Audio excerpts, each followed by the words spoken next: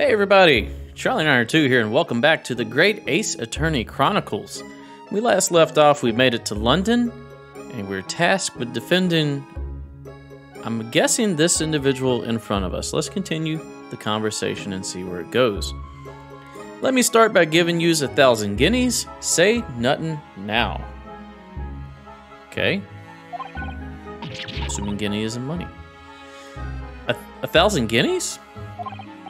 Please, Please, Miss Susato.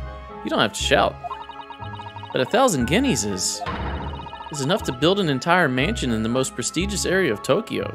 Okay, so guinea is quite a bit of money. What?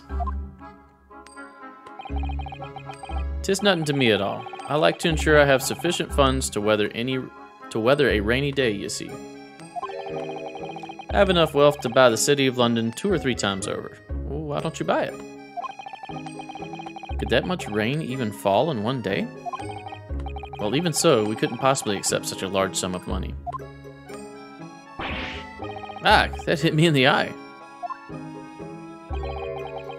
Don't get me wrong, fella. I'm not giving it to you no strings attached. I'll be wanting you to do something for me. Oh? To be honest, 'tis a little embarrassing. The trial that's about to begin, you see, is for me good self here. I'll be in the dock. So now what I want you to do is come along with me and stand there beside me. Officially, you'd be my lawyer, but that's just a little detail now. Oh, well, the thing is, don't worry about a thing. All you have to do is stand up there next to me. Nothing more. Otherwise, you see, the trial is going to start without me having any kind of representation at all. So it was true. The Lord Chief Justice wasn't just making it all up. I'm terribly sorry to have to ask, but does that mean you're the defendant in this trial?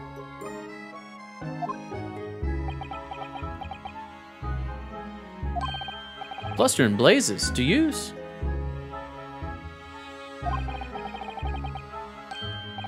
Do you not know who I am? Me, one of London's biggest names? No, sorry, we've only just arrived in the city, you see. I see. I suppose it isn't altogether impossible. Well, just next to Hyde Park there in the center of London is another beautiful park. Sorry, a park? What? 'Tis called McGilded Park, full of blossoming flowers in the spring and singing birds and whatnot. I donated it to the city, so I did. And an entire park in central London? A city of smiles, that's my vision for London. There's nothing Magnus McGilded wouldn't do for the city and its queer old people. That's amazing. I mean, really extraordinary. Ah, but now they've the gall to say I'm good-for-nothing criminal. Me, Magnus McGilded. What's the matter with the London police, I asked you? Ha, ha, ha. All right, don't pass out. Mr. Naruhodo, perhaps now would be a good time to introduce ourselves while the gentleman catches his breath. Good idea. Ha, ha, ha. I'm guessing that's him breathing. Mr. McGilded, the thing is, we're actually here in London to study British law. We're law students on a study tour from Japan, you see. He's still breathing. So if you don't have a lawyer for the trial yet, and you'd be happy to put yourself in our hands, we'll do our... What was I after saying, you daft Egypt? Egypt? Is that like idiot? I've given you 1,000 guineas to stand up there next to me, haven't I? Well, yes, but I wasn't really offering to just stand up there next to you. Oh, he's got his composure back. Oh, I think I see what's going on here. Sorry? I know what you're thinking. This Chancellor of a fella claims to have more money than the Queen. But if that's true, why the blazes can't he hire the finest lawyer in all of England? Because he did it. That's the only explanation. Well? Well... No, that's not what I was thinking. Not at all. Although it is a little strange, to be honest. Why you don't have a lawyer, I mean? That would be the fault of the Reaper. Okay, the Reaper has been brought into this conversation. Sorry, did you just say Reaper? Aye, the Grim Reaper of the Bailey, Lord Barak van Zykes. He's the prosecutor. The prosecutor is the Grim Reaper? When Van Zyke stands for the prosecution, they call the accused his sacrificial lambs. Woof.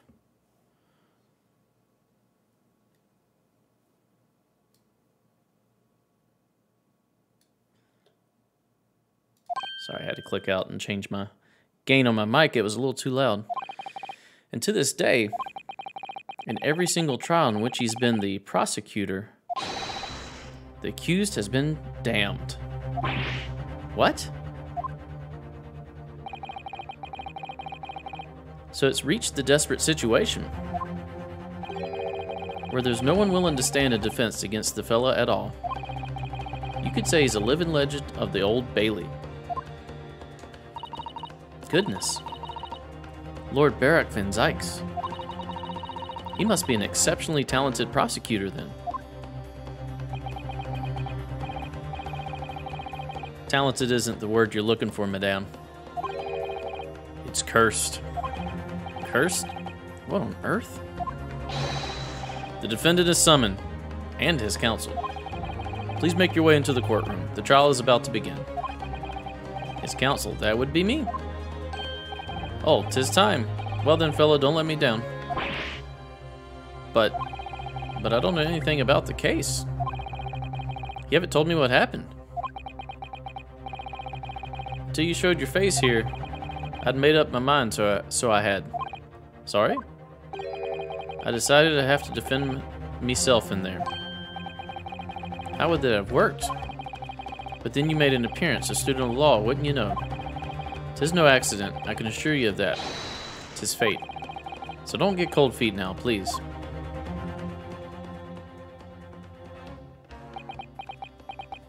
Ellipses. I literally know nothing about the case, or about this man who stands accused. In fact, the only thing I do know is that I can't just turn my back on him.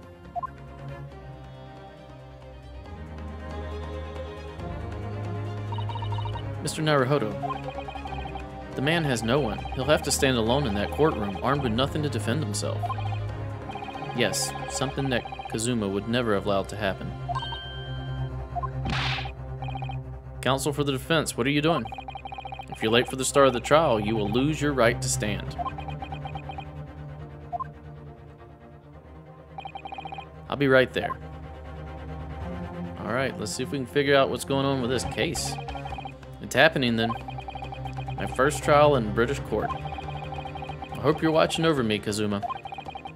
Because I have no idea how I'm going to manage this.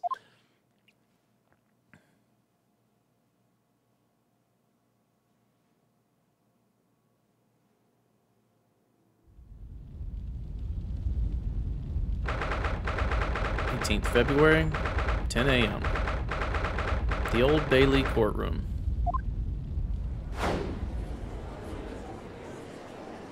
Well, there's, what, 6 people up there? So this is the highest court in Great Britain, the Old Bailey. Are they the jury? Is there a jury here? The centuries of history in this place is palpable, isn't it? It's so different from the Supreme Court in Japan. It feels both imposing and serene at the same time. The atmosphere almost makes words redundant. Whatever the country, determining a person's guilt or innocence is always a solemn affair. May I say something, Mr. Naruhodo?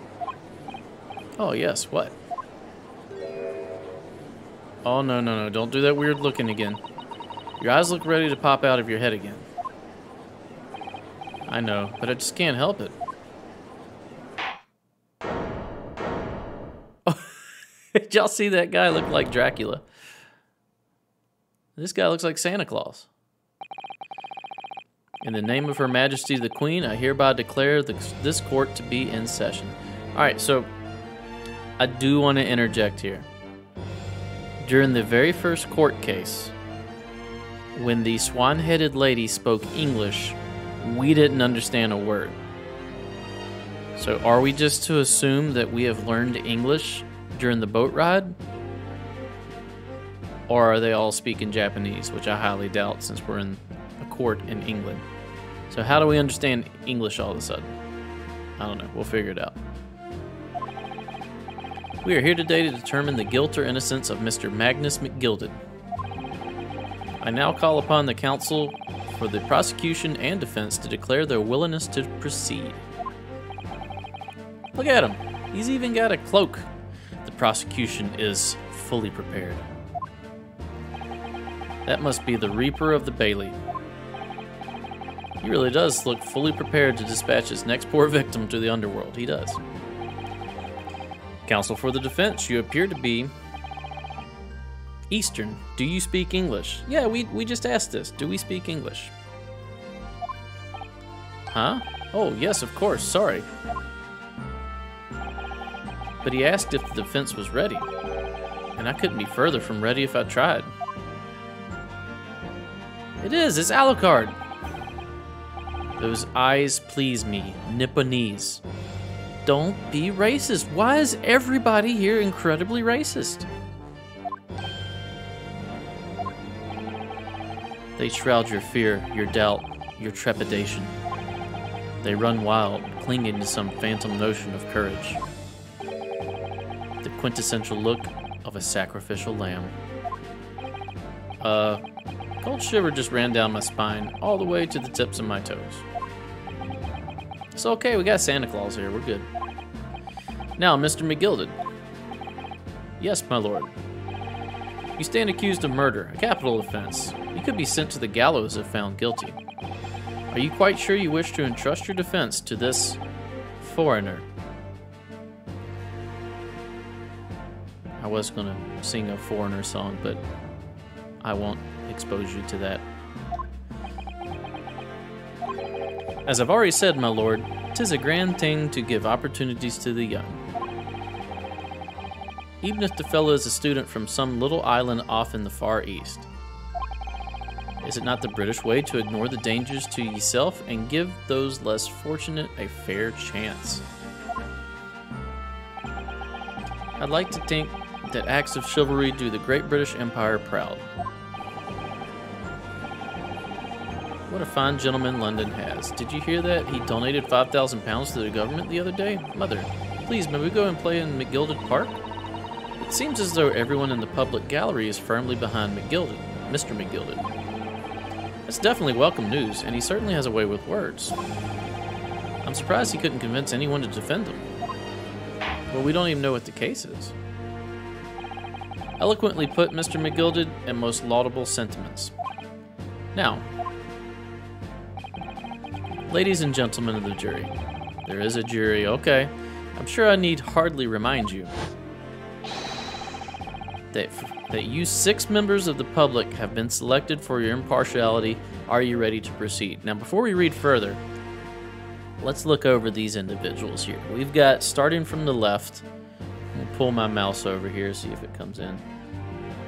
There we go. Starting from the left, we've got what appears to be a dwarf mixed with the Monopoly Man. We've got the maid from Clue. This guy has a knife. I feel like he's trying to be Clockwork Orange a little bit. This lady looks like a librarian. Her hat is too tiny.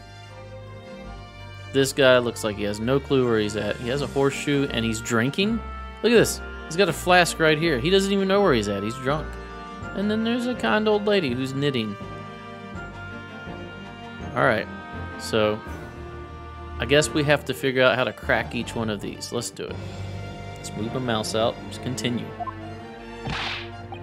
Juror number 1. Yes, my lord, if the task is to send rotters to the gallows where they belong, I'm more than ready. But you need to know if he's guilty or not first. Sounds like you've already made up your mind. At the manor, his lordship always says we should dispose of rubbish promptly. Naturally, I agree. You're a bit creepy. You almost look like one of the twins from The Shining, if they put like a maid uniform on and grew up a little bit. You I don't trust. Ha, any criminals here will soon be wishing they never set eyes on me. You look like a criminal yourself. You have a typewriter? She didn't even answer. He's drinking. I feel a chill. Oh, don't mind me, my dears. I'll just be getting on with my knitting. Must finish these mitts for my grandson. I bet there's more to her than meets the eye. Ah, Mr. Naruhodo. These people are... or those people are the jury, yes. That's something we don't have in Japan yet. That's right, I've only ever read about it. But here in Great Britain, the court's final verdict depends on the opinions of these 6 jurors. The judge passes sentence according to the law, but the jurors determine the guilt based on common sense. Do they have common sense? So the defendant is ultimately judged from 2 completely different points of view. But how exactly do the jurors give their verdict? That I don't know, but I'm sure it will become clear as the trial progresses. Yes. Prosecutor Van Zykes. My lord. I just see him with like the Alucard voice. It's been a number of years since we've seen you here in the courtroom. I thought you'd renounced your fame. I'm known as the Reaper of the Bailey, my lord. Infamy rather than fame, I would say. But yes, 5 years have passed since I last spread my wings in this capacity. So, what brings you back? Is there some change of circumstance of which the court should be aware? Ellipses.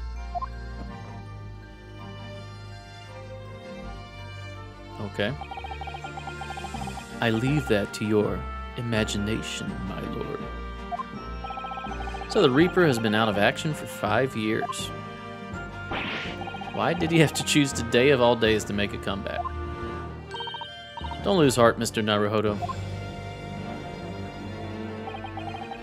As you wish, sir. As you wish, sir. The court nevertheless welcomes your return. Now then, opening statements, I think.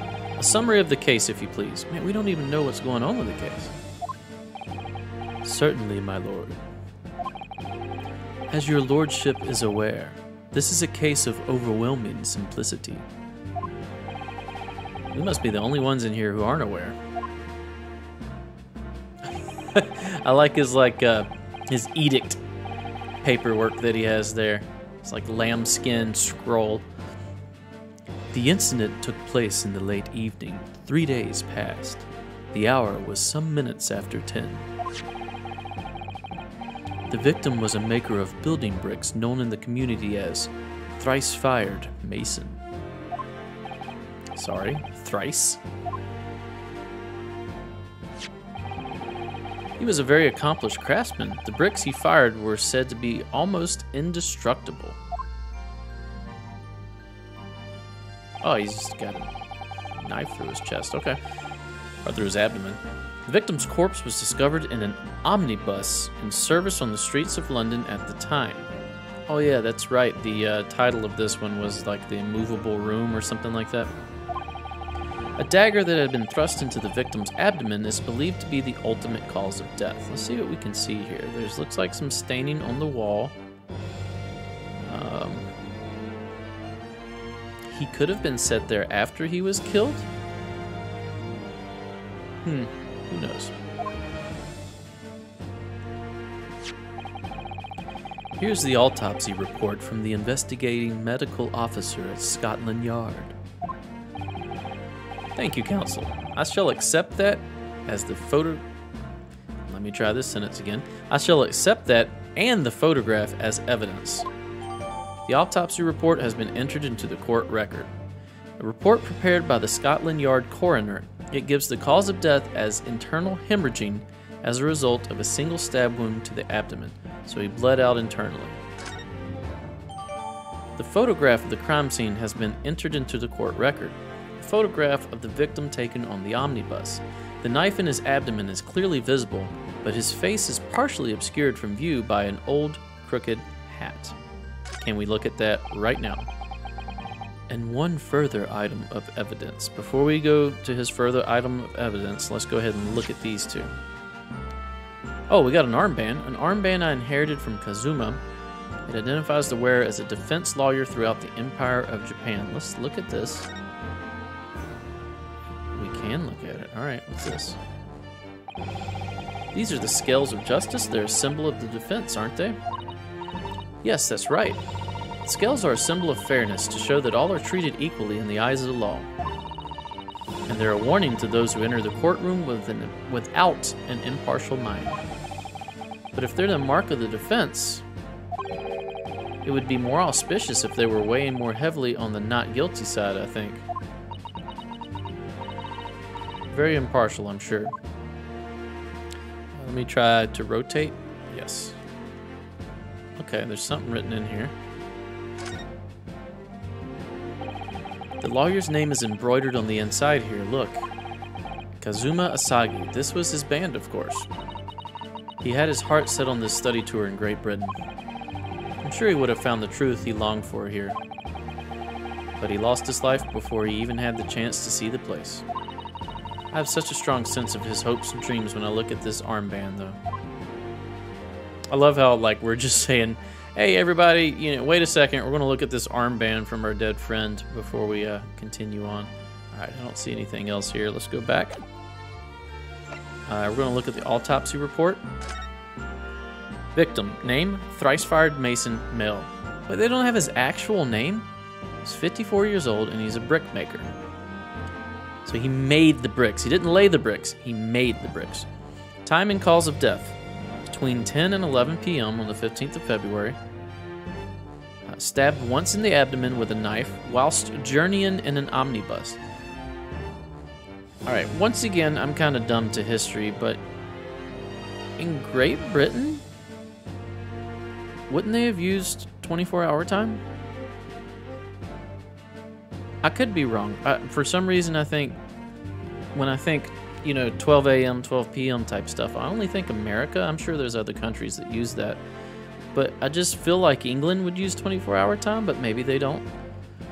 Stabbed once in the abdomen with a knife whilst journeying in an omnibus. Died due to internal hemorrhaging resulting from the trauma. Okay. And the photo. Let's look at the photograph. Look at this photograph. Okay, so he is missing a button. His second button, looks like there should be 3 buttons here. Can we move around? Yeah, we can. He's missing a button here. The knife looks very fancy indeed. It looks regal almost. But that would be very easy to set someone up by using a fancy knife like that. I mean, we've all watched Game of Thrones, right? Okay. I don't see much else at the moment other than he's sitting there. He's got a goofy hat on. He's missing a button. He's stabbed in the abdomen. I don't see a lot of blood around the crime scene, so he could have been stabbed while sitting here, but most likely he was stabbed and then placed here. Let's go back. Let's go back again and see what Alucard has for us. And one further item of evidence. The prosecution wishes to submit these as well. Bloody gloves.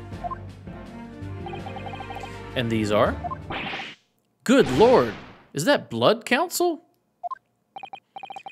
Yes, my lord. Seized by a policeman who arrived at the scene. These gore-soaked gloves were taken from the hands of the accused when he was arrested. What? Mr. McGilded's gloves had blood on them? Yeah, but I mean, doesn't mean that it was The victim's blood? Yes, I will accept these as evidence as well. The defendant's leather gloves have been entered into the court record. The leather gloves the defendant was wearing at the time of the incident, there is a blood stain on the right glove.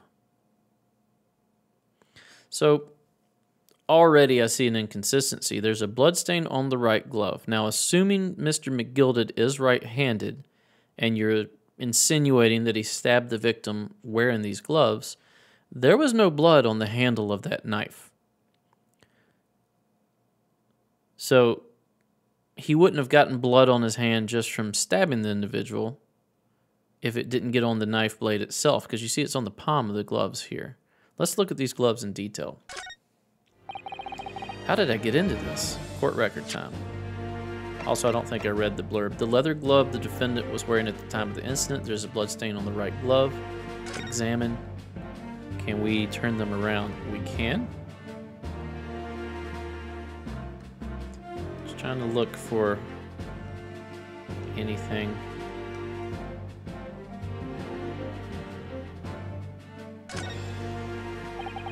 This is definitely blood, isn't it? Not the most pleasant sight to be confronted with on our first day in London. I mean, you're studying to be an attorney, dude. I mean, like, kind of need to suck it up a little bit here. Well, nothing will come of grumbling now. No. By the way, is Mr. McGilded right-handed? That is another fair question to ask. Yes, I believe so. He was toying with a coin in his right hand a little earlier. Ah, pity. If only it had been left-handed. I think blood on either glove would be fairly incriminating, really. I agree. Okay, let's go back. We will have to figure out how to explain that. How did I get into this?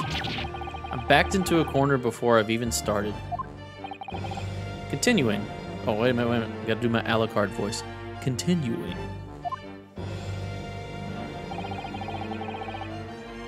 According to the driver of the omnibus, there were only 2 passengers traveling inside his vehicle at the time. Only 2? Obviously, one of those passengers was the deceased brickmaker, Mr. Mason. Of course, his last name's Mason. Dude, I can't get over your eyes, man. The other...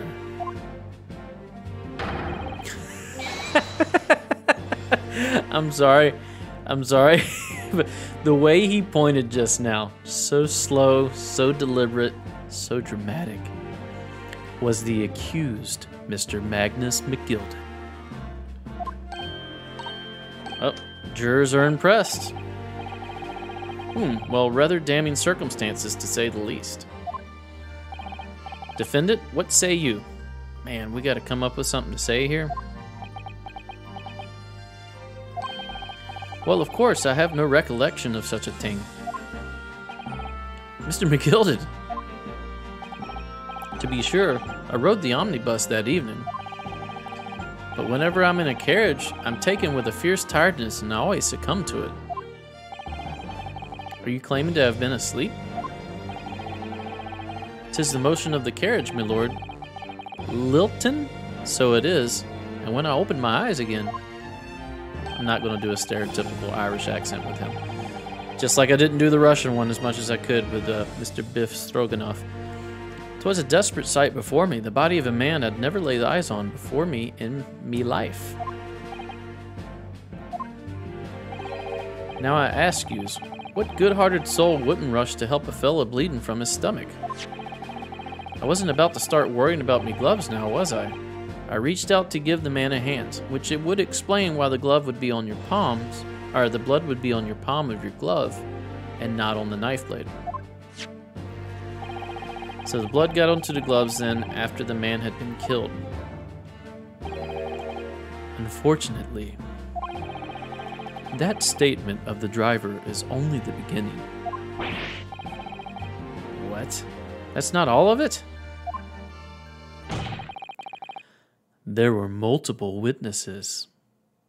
Well, that's not good. That's not good at all. To the precise moment at which the brickmaker was fatally stabbed. Okay, all those jurors are freaking out. That lady is furiously typing. Order, order, order. All right, that's going to do it for this episode. Stay tuned for the next episode. Hopefully we'll see what our opening statement is going to be.